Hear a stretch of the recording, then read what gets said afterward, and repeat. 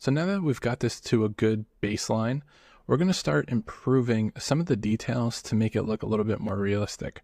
So you may have noticed while we were doing this, we see this like weird green tinge, okay? Any idea where that's coming from?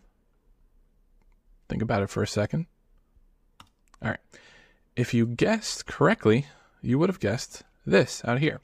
So what's happening is, remember during the ray trace, while we were setting up the ray trace settings, there was something about bounces. So check this out. That's what I'm talking about. What's happening is the light is literally coming here. It's bouncing off of this and coming into the window. So what's happening is the actual light information from this object is being carried into here. So all we want to do real quick is just fix this so it's not like a bright neon green.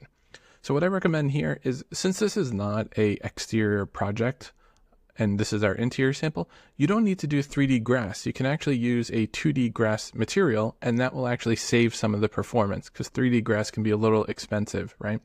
So if I go over here and I search for grass, I can just grab this artificial grass. I'm going to double click that. That's totally fine. If you want to take this to the next level and, make it all exterior ready and render ready, go ahead, be my guest. But just for this, I want to make sure you understand what's going on. And then here we've got our dirt. So I'm just going to drop a dirt in there. That way there's no crazy brown colors. You could just cheat and just do like a darker brown here if you want, or you can go into your library and grab a soil kind of material. So I'm just going to do that just so it looks semi-realistic. I'll go with this. Okay, great. So that's there. So we've got some bright colors here as well. Again, same comment. If you want to make this exterior ready, go ahead. I'm just going to make this all like a simple white material, just in case there's anything bouncing and creating some weird colors. So I'm going to click my horizontal wall, okay, and I'm just going to make it white. And the nice thing is, like, it does preserve the material name. So if I ever go back, it's going to save that. Although I'm making it look white, it's still being picked up as different objects. So don't worry that we're going to, not be able to proceed. That's not the issue here. Cool. So now if I were to do a test render, let me just hit check mark. We should see a severe reduction in that weird green we were seeing on the ceiling. So I'm just going to go here. There might be a little bit, just because like it is still green out there, but it's not going to be as extreme as before. And we can fix that with color correction and everything. But so far it's looking better at first glance. Yeah, that's much better, much better. Like this was neon green before. Okay, cool. So yeah, all these little things are going to make a big difference to improve our scene. Okay, so next thing I want to do is just fix up our living room area here. Make sure that's looking realistic. And then we should be good to go. And again, this is a great model that I've provided. So feel free to take more renderings if you want from here. It's super detailed. So that's my gift to you. So these chairs, let's put some sort of fabric. Up to you if you want to do a leather or fabric. It doesn't matter. We just want to make sure it's a high quality material. So let me clear this and let's search for fabrics. Right here, we'll go fabrics, and let's see. Yeah, let's go with this like dark gray color. Okay, great.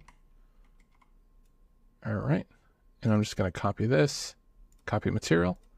I'm gonna go to these guys. The head of the tables are slightly different. Okay, great. And now these legs, we can make them like a metal. So I'm just gonna go to our metal area. I could also just customize it here, like if I play with the roughness and everything. So let me increase this. So I could totally do this, soften the edges, and give it some weathering. That's totally fine. And now I'm just going to play with, just so it's got a slight sheen to it. Okay. This wood texture actually looks pretty good.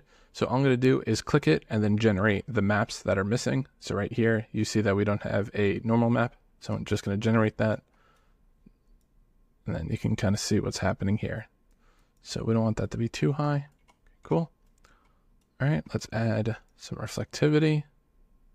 Just a little bit. I don't want to go too high. Perfect. Just a little sheen. Yeah, exactly. Awesome. That looks great. And what do we have here? We've got a metal. I'm going to grab the bronze that we have over here. Bronze, brass, just so it's all consistent. Okay, we're going to do our copy. And we're going to do our paste as well. Okay, beautiful. And I'm just going to grab the light material.